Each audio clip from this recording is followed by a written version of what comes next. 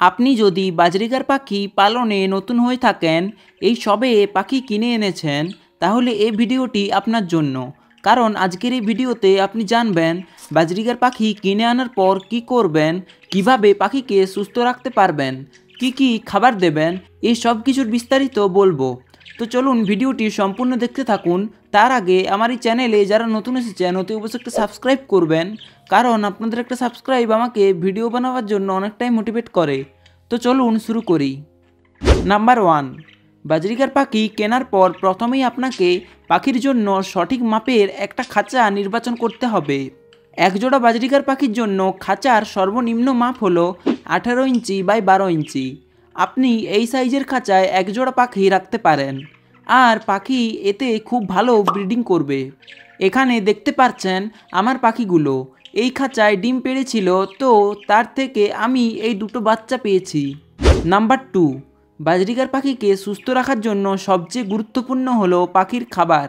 তার জন্য আপনার এটা জানা প্রয়োজন যে বাজরিগার পাখি কি খায়, অর্থাৎ এদের খাদ্য তালিকা কী।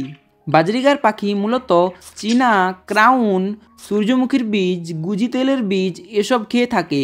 এছাড়াও বিভিন্ন শাকসবজি যেমন সজনে শাক, কলমি শাক, নিম পাতা খেয়ে থাকে। এটার মধ্যে এই সজনে পাতাটা পাখির সবচেয়ে পছন্দের খাবার। তো আপনি পাখিকে সিড মিক্স দিতে পারেন। এবার অনেকে নাও জানতে পারেন সিড মিক্স কী।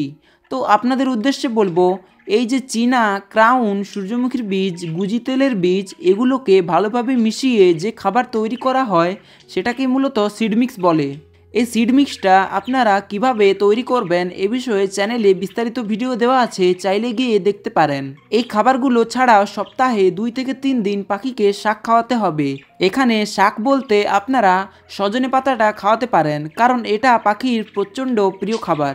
আর এই সজনে পাতায় রয়েছে অনেক গুণাগুণ, যেটাতে পাখির শরীরের ক্যালসিয়ামের ঘাটতি অনেকটাই পূরণ হয়ে যাবে।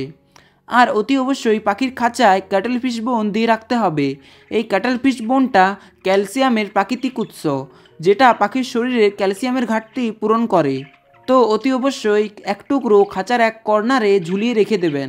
নাম্বার 3, পাখি কিনে আনার পর পাখিকে এমন স্থানে রাখতে হবে যেখানে পাখি কোনো রকম ভয় পাবে না, অর্থাৎ বাজরিগার পাখির জন্য যথেষ্ট প্রাইভেসি প্রয়োজন হয়।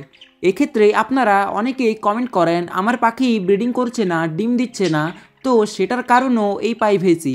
পাখি যদি না প্রাইভেসি পায় তাহলে কোনো মতেই সে ব্রিডিং করবে না। তো সেই কারণেই পাখির খাঁচাটাকে এমন স্থানে রাখতে হবে যেখানে কোনো রকম শিকারী প্রাণী আনাগোনা করে না, মানুষের যাতায়াত কম। মূলত এইগুলোই ছিল পাখি কিনে আনার পর বেসিক কতগুলো পরিচর্যা।